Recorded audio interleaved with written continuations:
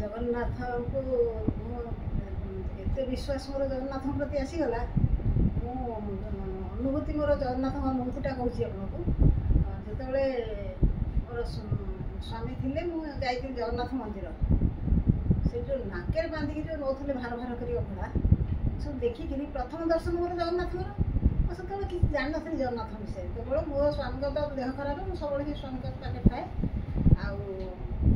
जो देखीदेली जगन्नाथ को आसिक दर्शन कर मन भर कि भारी आसला माने ये जे मैंने कौन एत भार मो जगन्नाथ सब ग्रहण कर विश्वास आसूला दिने स्वप्न देखुची आसिक समस्त कहली कि कहीं किसी कहलेनी स्वप्न देखुची जगन्नाथ मझे बस पूरा त्रिकुंड कला गोल गोल आखि महाबाहु बस चारिपट जाक बड़ पंडा बस बड़ बड़ अभड़ा कूड़ा सबुठ बड़ बड़ अभड़ा कूड़ा आगे थुआई से मझे बस जो मत जन कहते लक्ष्मी पाखर गुआ और धान आने माण करवा मुझे कहली हाँ दिन आने आने मौसी सागर मुझे स्वप्न भोर 4टा मत मौसी कहले चल लक्ष्मी पाखर धान कौटी आना आनंद बजार बाट दे सीधा गला बेलू 7 पाँच तले एम सब बस मुझे हठात मो पाटर बाहरी आसला जो 60 पौटी खाଇବା कथा कहते जगन्नाथ को ये कौन से जगन्नाथ 60 पौटी मौसी पचारि मौसी ये कौन से जगन्नाथ 60 पौटी खाइले बोला ना हाँ से जगन्नाथ तू आ कहीकि सी आगे पलैले लक्ष्मी पाखक मुझे जो एति कही सी मत अन मत अन मुझे सी मत अन महाबाहु पूरा बस ये कर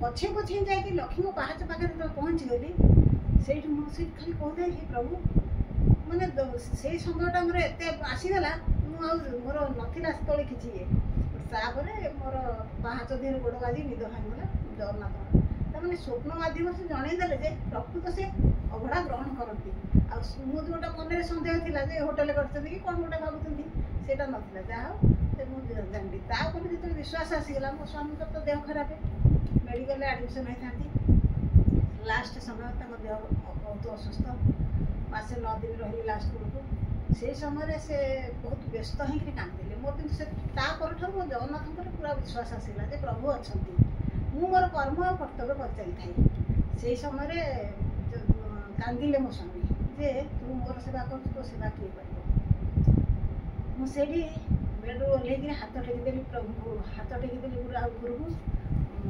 कोहभरा कंठे हसी हसिक कहूए जे मत संसार को जी आनी से दायित्व ने तुम कहीं चिंता कर मोर किसी नाला उपाय से समय व्यस्त हवाटा साधारणतः क्या पिला छुआ ना मोर शाशु घरे कई लोक भी नहांती जमीबाड़ी ना स्वामी चाकरी भी रेगुलर ही नाला पेनसन मिल से कथा नाला कि चाकरी हमार चान्स भी नाला से भारी व्यस्त हस्त होते मो कि से प्रभु को मोर एत विश्वास जगन्नाथ प्रति आसीगला मुझे कहली सी मत आनी संसार को सी मो दायित्व ने तुम कहीं व्यस्त हो कहली गला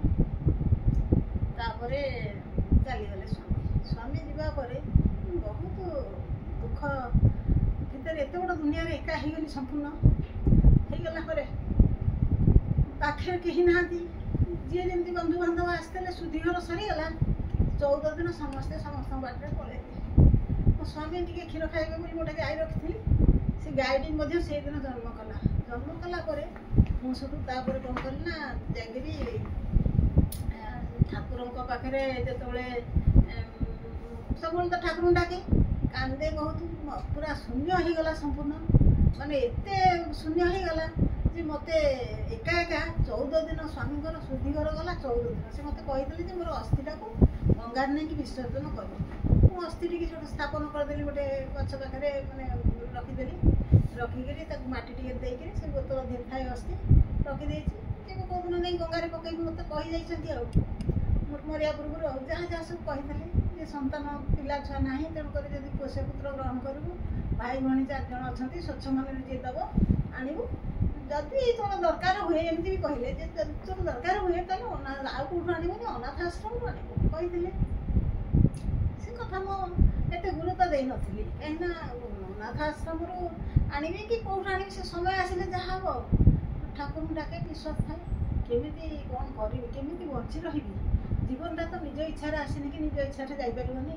ତେଣୁ କ'ଣ କରିବି, ସେ ଯାହା ସେ ଗାଈ ବାଛୁରୀଙ୍କ ସ୍ନେହରେ ତାଙ୍କ ସେବା କରିକିରି ମୋର ଗଲା 14 ଦିନ ଗଲା। 15 ଦିନ ସେମିତି ଚାଲିଗଲା। କାରଣ ଗାଈର ବାଛୁରୀ ଆଉ ଗୋଟେ ବାଛୁରୀ ହେଇଗଲା, ନୂଆ ବାଛୁରୀଟେ, ତାଙ୍କ ସେବା କଲି। ସେଇ ସମୟରେ 16 ଦିନ ରାତିରେ ମାନେ ଆଉ ନିଜକୁ କଣ୍ଟ୍ରୋଲ କରିପାରିଲିନି। ଦୁଃଖରେ ବହୁତ ଭାଙ୍ଗି ପଡ଼ିଲି। କାନ୍ଦି କାନ୍ଦି ତକିଆ ଭିଜିଗଲା ପରେ ମୋ ପାଖରେ କେହି ନାହାନ୍ତି। ଘଣ୍ଟା 2 ଘଣ୍ଟା କାନ୍ଦିଲା ପରେ ତକିଆ ଭିଜିଗଲା। ଉଠି ବସିଲି 2ଟା ରାତିରେ, ପ୍ରଭୁଙ୍କୁ ଡାକିଲି, ହେ ପ୍ରଭୁ, ମୁଁ କେମିତି ଏ ଦୁନିଆରେ ରହିବି? ମୁଁ ତ ନିଜେ ଜାଣିପାରୁନି କେମିତି ସଂସାର ଭିତରେ ରହିକିରି କ'ଣ କରିବି। ମୁଁ ଏମିତି ଭାବିକିରି କହିଲି ନାଇଁ, ଆଜିଠୁ ଆଉ କାନ୍ଦିବିନି। ନିଜ ପାଇଁକି ନୁହଁ, ମୁଁ ଅନ୍ୟମାନଙ୍କ ପାଇଁ ବଞ୍ଚି ରହିବି। ଏହା କହିଲି, ପ୍ରଭୁ ମୋତେ ଶକ୍ତି ଦିଅ। ତା ପରଦିନ ମୁଁ ବଞ୍ଚିବି କେମିତି? ଗୀତା ଭାଗବତ ଦରକାର। ତା ପୂର୍ବରୁ ମୁଁ ଗୀତା ଭାଗବତ ଜଣେ ବ୍ରାହ୍ମଣଙ୍କୁ ଦେଇଦେଇଛି ପୂଜା କରିବାକୁ। ତେଣୁ ମୁଁ ସେ ଗୀତା ଭାଗବତ ଖୋଜିଲା ବେଳକୁ ଜଣେ ତା ପରଦିନ ସକାଳେ 17 ଦିନ ସକାଳେ ଆସିକି ଗୀତା ଭାଗବତ ଜଣେ ଭାଡ଼ାରେ ଆଣିକି ବିକ୍ରି କରିବାକୁ ଡାକୁଛି। କହିଲି ଗୀତା ଖଣ୍ଡେ, 10 ସ୍କନ୍ଦ ଗୋପଲୀଳାଟା ଆଉ 11 ସ୍କନ୍ଦ ଭାଗବତ 2 ଖଣ୍ଡ ତାଙ୍କ ପାଖରେ ଥିଲା, ଆଣିଲା ପରେ ସେଇଦିନଠୁ ପଢ଼ିଲା ପରେ ଗୋଟେ ସାନ୍ତ୍ୱନା ଆସିଲା ମନକୁ। ଗୀତା ଭାଗବତ ପଢ଼ି ଜୀବନଟାକୁ କେମିତି କ'ଣ କରିବା ଏମିତି ହେଇକି ଯାହା ଠାକୁରଙ୍କ ଦେହରେ ରହିଥିଲି। ଆଉ ରହିଲା ପରେ 4 ମାସ ପରେ ଗୋଟେ ଭଉଣୀ, ମୋର ସାନ ଭଉଣୀ, ମଝିଆ ଭଉଣୀ, ସେ କ'ଣ କଲା ନା ତାର ପୁଅଟେ ଥିଲା, ସେ ପୁଅକୁ ଯାଚିଲା ମୋତେ ଦେବା ପାଇଁ। ମୁଁ ସେଠୁ ସେ ପୁଅ ଟିକେ ଆଣିଲି, ସେକୁ ରଖିକିରି ସେ ତାର ହେଇଥିଲା। ସେଠୁ ଚାକିରି 6 ମାସ ପରେ ଯାହା ଠାକୁରଙ୍କ ଦେହରେ ଚାକିରି ଖଣ୍ଡକ ସେଇ ଯେଉଁ ରେଗୁଲାର ତ ହେଇନଥିଲି, ସେଇ ପୋଷ୍ଟରେ ମୁଁ ଚାକିରିଟା କଲି। ଚାକିରି କଲା ପରେ ଯେତେବେଳେ ମାନେ ଯାହା ହଉ ସେ ସମୟଟା ଥିଲା, ଗୋଟେ ଭଉଣୀ ନେଇଗଲା ସେ ପୁଅ, ଜାଣିଲେ। ସେ ନେଇଗଲା ପରେ ମୁଁ ତଥାପି ଅନାଥ ଆଶ୍ରମ ଯାଇଥିଲି, କିନ୍ତୁ ମୋତେ କାହିଁକି ଇଚ୍ଛା ହେଲାନି। ସେ ତ ପ୍ରଭୁଙ୍କ ଇଚ୍ଛା, ତାଙ୍କ ବନ୍ଧନରେ ସେ ରଖି ସାରିଲେଣି। ମୁଁ ସବୁବେଳେ କହି ଜଗନ୍ନାଥ, ବଳଭଦ୍ର, ସୁଭଦ୍ରା, ମୋର ପୁଅ ଝିଅ 3ଟି ଭାବି ନେଇଥିଲି। ତେଣୁ ସେ ଯାହା ହଉ ସେ ଦିନଠାରୁ ତା ପରଠାରୁ ମୋତେ ଠାକୁର ଡାକି ରହିଲି। ତାପରେ ମୋତେ ଆସିକି ଅନ୍ୟମାନେ ଗୁରୁ ମନ୍ତ୍ର ଦେବା ପାଇଁ କହିଲେ। ମୁଁ କହିଲି ମୋର ତ 5 ଜଣ ଗୁରୁ ଅଛନ୍ତି, ପିତାମାତା, ଶିକ୍ଷକ, କର୍ଣ୍ଣଗୁରୁ, ମୋ ସ୍ୱାମୀ ହେଉଛନ୍ତି ଇହକାଳ ପରକାଳର ଗୁରୁ।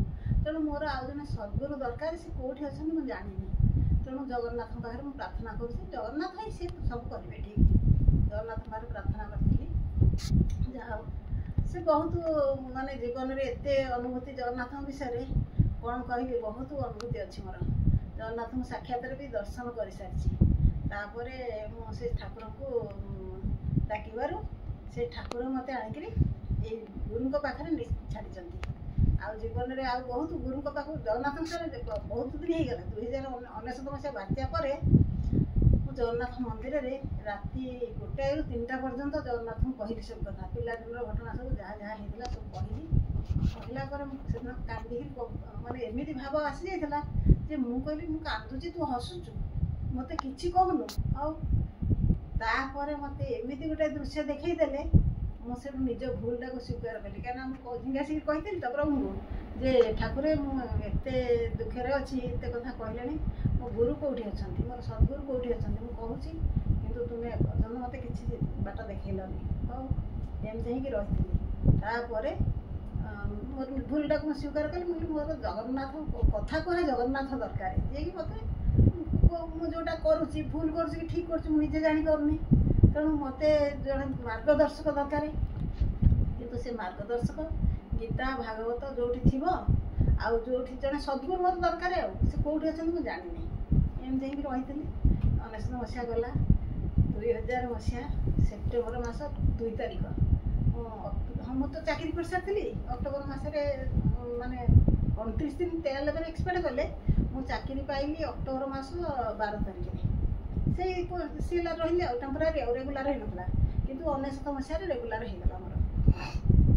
ଯାଇଛି ସେତେବେଳେ 2 ତାରିଖ ଦିନ ଯେତେବେଳେ ମୁଁ ଯାଇଛି 2000 ମସିହା ସେପ୍ଟେମ୍ବର ମାସ 2 ତାରିଖ ମାର୍କେଟରେ ଯାଇଛି ଅଫିସ୍ ସାରିକିରି। ସେଠି ଗୋଟେ ପିଲାଟି ଠାକୁରଙ୍କ ପାଖରେ ଧୂପ ଦେଉଛନ୍ତି। ମୁଁ ଟିକେ ଠିଆ ହେଇକି ଅପେକ୍ଷା କଲି। ସେ ଧୂପ ଦେଇ ସାରିଲେ।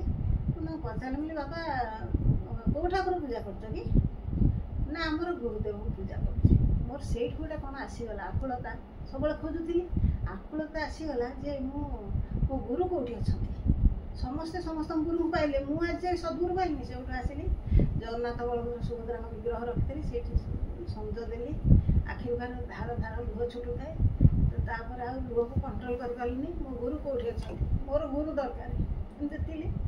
ସେଇଦିନ ରାତିରେ ଗୋଟେ ମାନେ ଭାବରେ ଆସିଗଲା, କ'ଣ ଗୋଟେ ମାନେ ରାତି ସାରା ତ ଆଖିରୁ ଲୁହ ଝରୁଛି, ଯେ ଗୋଟେ ତିର୍ତ୍ତୋଲରେ ଗୋଟେ ଜାଗା ଅଛି, ଗୋଟେ ଗଛ ଅଛି, ହୁଙ୍କାଟିଏ ଅଛି, ସେଠି ନାଗସାପ ବାହାରନ୍ତି, ଆଉ ସେଠି ଜଣେ ବାବା ଅଛନ୍ତି। ଏମିତି ଗୋଟେ କ'ଣ ଭାବରେ ଆସିଗଲା। ମୁଁ ଆଉ କାହାକୁ ପଚାରିନି କି ଠିକଣା ବି ଜାଣିନି, ବାବାଙ୍କ ଠିକଣା ଜାଣିନି କି ଆଶ୍ରମ ଠିକଣା ବି ଜାଣିନି। ସେଇ ଜଗନ୍ନାଥଙ୍କୁ ପ୍ରାର୍ଥନା କରିଥିଲି। ସକାଳୁ ଉଠି ପୂଜାପୂଜି ସାରିକିରି ବସ୍ରେ ପଳେଇ ଆସିଲି। 7ଟା ବେଳ ବସ୍ରେ ପଳେଇ ଆସିଛି। ତିର୍ତ୍ତୋଲରେ ସେ 10 ଟଙ୍କା ନେଲା, ତିର୍ତ୍ତୋଲରେ ଓହ୍ଲେଇ ଦେଲା। ତିର୍ତ୍ତୋଲ ବି ମଧ୍ୟ ମୁଁ ଜୀବନରେ କେବେ ଆସିନଥିଲି। ସେଇଠୁ ଓହ୍ଲେଇ ପଡ଼ିଲା ପରେ ପଚାରିଲି ଦୋକାନୀମାନଙ୍କୁ, ସମସ୍ତଙ୍କୁ ପଚାରିଲି ଯେ ଏମିତି ଗୋଟେ ଗଛ ଅଛି, ସାପଟେ ବାହାରୁଛି, ଗୋଟେ ହୁଙ୍କା ବି ଅଛି, ସେଠି ଜଣେ ବାବା ରହନ୍ତି। କେହି ବି କହିପାରିଲେନି। ଏମିତି ହେଇକି ମୋତେ ଜଣେ ବୟସ୍କ ଲୋକ ସେ କହିଲେ, ମା ସେ ଅଟୋବାଲାକୁ ପଚାରିଲେ ସେ ଜାଣିଥିବ। ମୁଁ ଯାଇ ଅଟୋବାଲାକୁ ପଚାରିଲି, ମୁଁ କହିଲି ବାବା ଆଉ ଗୋଟେ ଏମିତିଆ ଗୋଟେ ଜାଗା କହିଲି ସବୁ, ସେ ଗଛଟିଏ ଅଛି, ସେଠି ହୁଙ୍କା ଅଛି, ଗଛ ଆଉ ସାପ ବାହାରନ୍ତି, ନାଗସାପ, ସେଠି ଜଣେ ବାବା ଅଛନ୍ତି। ସେ ସବୁ ଭାବିଲେ, ମନା କଲେ, କହିଲେ ନାଇଁ ଏଠି ସେମିତି କିଛି ନାହିଁ, ଆଉ ଏଇଠୁ 10-12 କିଲୋମିଟର ଜାଗାରେ ସେଇଠି ଗୋଟେ ସେମିତିଆ ଜାଗା ଅଛି। ସେ କିନ୍ତୁ କହୁନାହାନ୍ତି, ବାବାଙ୍କ ନାଁ କହୁନାହାନ୍ତି କି ଆଶ୍ରମ ନାଁ ବି କହୁନାହାନ୍ତି। ମୁଁ ସେଠୁ ଠିଆ ହେଲି, ଟିକେ ସେଇଠି ଠିଆ ହେଇକିରି ରତ୍ନ ସିଂହାସନକୁ ମନ ପଠେଇଦେଲି। ଆଖିରୁ ଧାର ଧାର ଲୁହ ଛୁଟୁଛି। ରତ୍ନ ସିଂହାସନ ପାଖରେ ଯାଇକିରି ଯେତେବେଳେ ମନ ପହଞ୍ଚିଗଲା, ମୁଁ ସେଇଠି କହିଛି ପ୍ରଭୁଙ୍କୁ, ମୁଁ କହିଲି ଧନ, ମୁଁ ତୋତେ ଏତେ ଭରସା କରିଛି, ବିଶ୍ୱାସ ରଖିଛି, ଅଥଚ ମୋତେ ଆଣିକିରି ହାଟ ମଝିରେ ଠିଆ କରୁଛୁ। ମୁଁ ବାଟ ପାଉନି କୁଆଡ଼େ ଯିବା ପାଇଁକି, କିଛି ଜାଣିପାରୁନି କୁଆଡ଼େ ଯିବି ବୋଲିକି, ହଠାତ୍ କାହିଁକି ଏଠିକି ଆସିବି, ମୁଁ କ'ଣ ଏଇଠୁ ଫେରିଯିବି? ଏମିତି କହୁଛି, ତୁ ମୋ ଉପରେ ରାଗିକିରି ଏମିତି କରୁଛୁ। ମୋ ତୋତେ ସେଦିନ ଝଗଡ଼ା କରିଥିଲି ତ, ସେଥିପାଇଁ ତୁ ରାଗିକିରି ମୋତେ ଏଠି ଆଣିକି ଠିଆ କରୁଛୁ, ଏମିତି କରୁଛୁ। ଆଉ ଏମିତି କହୁଥାଏ, ଆଖିରୁ ଧାର ଧାର ଲୁହ ଛୁଟୁଥାଏ। ମନ ଯାଇକି ସେଇଠି ଠିଆ ହେଇଛି। 15-20 ମିନିଟ୍ ପରେ ଗୋଟେ ଶ୍ୟାମଳ କଲର୍ର ପିଲାଟିଏ ଆସିଲା। ପିଲାଟିଏ 20-21 ବର୍ଷ ପିଲାଟି ହେବ। ସିଏ ଆସି ସେ ଅଟୋବାଲାକୁ କହିଛି ଏଇଠିକି ଆସି, ଏଇ ଜାଗାକୁ, ମାନେ ଶିଶୁ ଅନନ୍ତ ଆଶ୍ରମକୁ ଆସିବା ପାଇଁ। କିନ୍ତୁ ମୁଁ ଆଶ୍ରମ ନାଁ ଜାଣିନି କି ବାବାଙ୍କ ନାଁ ବି ଜାଣିନି। ସିଏ ତାଙ୍କର କଥାବାର୍ତ୍ତା ହେଇଛନ୍ତି। ସିଏ ଅଟୋବାଲାଟି ଆସି ମୋତେ କହିଲା, ମା ମୁଁ ତୁମକୁ ଯୋଉଠି ଯିବାକୁ କହୁନଥିଲି, 70 ଟଙ୍କା ରିଜର୍ଭ, ମୋ ପାଖରେ ତ ପଇସା ନାହିଁ, ମୁଁ ତ ପଇସା ନେଇନି। ତାପରେ ଆଉ କିନ୍ତୁ ଏ ବାବୁ ଯିଏ ସେଇଠିକି ଯିବେ। ମୁଁ ସେଠୁ କହିଲି ଅଟୋବାଲାକୁ, ମୁଁ କହିଲି 10ଟି ଟଙ୍କା ଦେଇ ମୋତେ ଟିକେ ନେଇଯିବ ନା? ନାଇଁ ସେ ରିଜର୍ଭ କରୁଛନ୍ତି ପରା। ମୁଁ ସେଠୁ କହିଲି, ମୁଁ କହିଲି ତାଙ୍କୁ ପଚାରୁନା। ମୁଁ ସେଠୁ ପଚାରିଲି, ବୋଲି ବାବା ମୋତେ 10ଟି ଟଙ୍କା ଦେବି, ଟିକେ ସାଙ୍ଗରେ ନେଇଯିବ ସେଠିକି ନା? ବସ। ମୁଁ ବାଁ ପଟକୁ ବସିଲି, ସେ ଡାହାଣ ପଟରେ ବସିଲେ। ସେଉଠୁ ବସିକିରି ଆସିଛନ୍ତି। ଯେତେବେଳେ ମାନେ ବାଟରେ ପଚାରିଲି ସେ କେଉଁଠୁ ଆସୁଛନ୍ତି, କ'ଣ କରୁଛନ୍ତି, କିଛି କହିଲେନି। କିନ୍ତୁ ମୁଁ ତଥାପି ସମ୍ଭାଳି ପାରିନି। 10 ଟଙ୍କା ଏମିତି ହାତ ଧରିଛି। କହିଲେ ଆଉ ବାବା ଯେଉଁଠି ଯାଉଛ ସେଠି ସେ ବାବା କ'ଣ ଅଛନ୍ତି? ନା ବାବା ଅଛନ୍ତି ନା ମୁଁ ଜାଣିନି, ମୋର କାମ ଅଛି, ମୁଁ ଯାଉଛି। ଆଉ ତାର କାମ ଥିଲା ମୋତେ ଆଣିକି ସେଠି ଛାଡ଼ିବାଟା। ମୁଁ ଆଉ ଜାଣିପାରିଲି ସେତେବେଳେ, ମାନେ ସେତେବେଳେ ତ ଏତେ ଆସିନଥିଲା। ମୁଁ କିନ୍ତୁ ଯେତେବେଳେ ବସିଛି ଅଟୋରେ, ମୁଁ ସେତେବେଳେ କହୁଛି ଯେ ପ୍ରଭୁ ମୋତେ ତ, ମୁଁ ଯାଉଛି ସେଠିକି, କିନ୍ତୁ ମୋ ପାଖରେ ପଇସା ଅଛି କି ନାହିଁ ଆଉ ଜାଣିନି, କେମିତି ଯିବି, ଫେରିବି କେମିତି, ସେ କଥା ଭାବିନି କେବେ ହେଲେ। ଆସିଛି। ସେଇଠି ଆସିଲା ପରେ ମୁଁ ମନେ ମନେ ଠାକୁରଙ୍କୁ ଡାକୁଛି, ମନ୍ତ୍ର ବି ଗୋଟେ ଜପୁଛି। ତା ପୂର୍ବରୁ ଗୁରୁଙ୍କ ମନ୍ତ୍ର ଯେଉଁ ଦେଇଥିଲେ ତାକୁ ଜପୁଛି, ଯେ ମୋର ଯାହା ଦରକାର, ଯଦି ସେ ଜିନିଷଟା ଆଜି ମୋତେ ମିଳେ, ତାହେଲେ ମୁଁ ଜାଣିବି। ମୁଁ ସେଦିନ କହିଥିଲି ତ, ମୋର କଥା କୁହା ଜଗନ୍ନାଥ ଦରକାର, ଆଉ ମୁଁ ଜାଣିବି ତୁ ଯିଏ ସିଏ। ମୁଁ ଏହା ମନେ ମନେ ସବୁ କହୁଛି, ବାହାରକୁ ପ୍ରକାଶ କରିନି, କିନ୍ତୁ ମନେ ମନେ କହୁଛି ଯେ ତୁ ଯିଏ ସିଏ ମୁଁ ଜାଣିବି। ସେଇଠୁ ଆସି ପହଞ୍ଚିଲା ପରେ ମୋତେ ସେ ଅଟୋରେ ଓହ୍ଲେଇଲା। ଯେତେବେଳେ ମୁଁ ବାଁ ପଟକୁ ଓହ୍ଲେଇଲି, ସେ ଡାହାଣ ପଟକୁ ଓହ୍ଲେଇଲା ପରେ ମୁଁ 10 ଟଙ୍କା ବଢ଼େଇ ଦେଲି। ମୋର ମନରେ ଭାବିଛି ସେ ପିଲାଟି ଯୁଆଡ଼େ ଯିବ ମୁଁ ତା ପଛେ ଯିବି। ଅଟୋଟା ଖାଲି ନେଇକି ପଳେଇଲା, ନିଛାଟିଆ ଜାଗା, ଏପଟେ କଦମ ଗଛ, ସେପଟେ କଦମ ଗଛ, କେହି ଗୋଟେ ଲୋକ ବି ନାହାନ୍ତି। ସେ ଅଟୋ ଖାଲି ପଳେଇଲା। ମୁଁ ଅଟୋକୁ ଅନେଇଛି, ସେ ପିଲାକୁ ଅନେଇଛି, ପିଲା କୁଆଡ଼େ ଗଲା। ସେ ପିଲାଟାକୁ ସେ ଯୁଆଡ଼େ ଯିବ ତା ପଛେ ଭାବିଛି ରହିଛି। ମୁଁ ସେଠି ଠିଆ ହେଲି, ସେ ପିଲା ସେଇଠି କୁଆଡ଼େ ଉଭାନ ହେଇଗଲା। ମୁଁ ପାଇଲିନି। ତାପରେ 15 ମିନିଟ୍ ଖଣ୍ଡେ ଠିଆ ହେଇଛି। ଆଉ ଜଣେ ବୟସ୍କ ଲୋକ ଆସିଲେ ଯେମିତି ସିଏ ଯେମିତି ଆଗକୁ ଆସିଲେ, ଗଲେ ଆଶ୍ରମ ଆଡ଼କୁ ଗଲେ। ମୁଁ ସବୁ ତାଙ୍କ ପଛେ ଗଲି। ଆଉ କହିଲି ବାବୁ ମୋ ସହ ଯୁଆଡ଼େ ଯିବେ ମୁଁ ତାଙ୍କ ପଛେ ଯିବି। ଗଲା ଆଉ ସିଏ କ'ଣ ଡାହାଣ ପଟେ ସିଆଡ଼କୁ କୁଆଡ଼େ ପଶିଗଲେ। ଯିବା ପରେ ମୁଁ ସେଠି ଠିଆ ହେଲି। ତାପରେ ଟିକେ ଠାକୁରଙ୍କର ନାମ ସଂକୀର୍ତ୍ତନ ଶୁଣିଲା କାନକୁ ଶୁଣିଲା। ମୁଁ ଟିକେ ଆଗକୁ ଆସିଲି ଆଉ ଆସିଲା ବେଳକୁ ସେ ବର୍ତ୍ତମାନ ଯେଉଁ ଅଫିସ୍ ଯେଉଁଠି ହେଇଛି ସେଇଠି ନାମ ମଣ୍ଡପ ଚାଲିଥାଏ। ସେଇ ନାମ ମଣ୍ଡପ ପାଖରେ ମୁଁ ପହଞ୍ଚିଗଲି। ପହଞ୍ଚିକି ଯାହା ହଉ ମୁଁ ସେଇଦିନ ପ୍ରଭୁଙ୍କୁ ପାଇଛି। ଆଉ ତେଣୁ ମୁଁ ଗୁରୁଙ୍କୁ ସେଇଦିନ ମୁଁ ସଦ୍ଗୁରୁଙ୍କୁ ପାଇଛି। ଆଉ ଯାହା ଚାହୁଁଥିଲି ତାହା ହିଁ ମୋତେ ମିଳିଯାଇଛି। ସେଇଠି ମୁଁ ସେଇଦିନ ଠାରୁ ପ୍ରଭୁଙ୍କ ପାଖରେ ପ୍ରାର୍ଥନା। ଜୟ ଗୁରୁଦେବ।